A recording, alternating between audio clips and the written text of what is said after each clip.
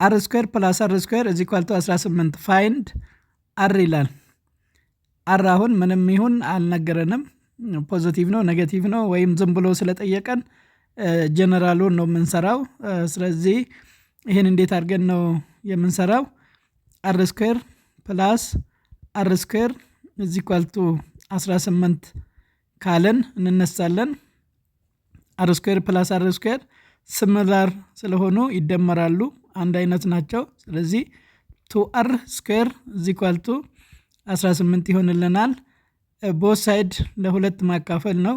ለሁለት ስናካፍል አር ስኩዌር ኢዝ ኢኳል ቱ 9 ይሆንልናል። ይሄ ማለት አር ኢዝ ኢኳል ቱ ፕላስ ኦር ማይነስ አንደር ዘ ሩት 9 ይሆናል which is equal to ፕላስ ኦር ማይነስ 3 ይሆናል ማለት ነው። ፖዚቲቭ ነው ካለ 3 ብቻ ነው የምንወስደው። አሁን ግን ምንም ስላላለን 2r ማለት 2r is equal to 2 times የመጀመሪያውን 3 ስንወስድ is equal to 6 ይሆናል። እንደገና አሁንም 2r minus 3 ስንወስድ is equal to minus 6 ይሆናል ማለት ነው።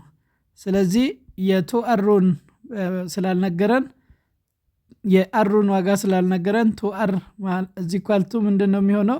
ማይነስ 6 እና 6 ይሆናል ማለት ነው።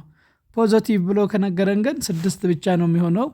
እንደዚህ አይነት ጥያቄ ስንጠየቅ በዚህ መልኩ እንሰራለን ማለት ነው።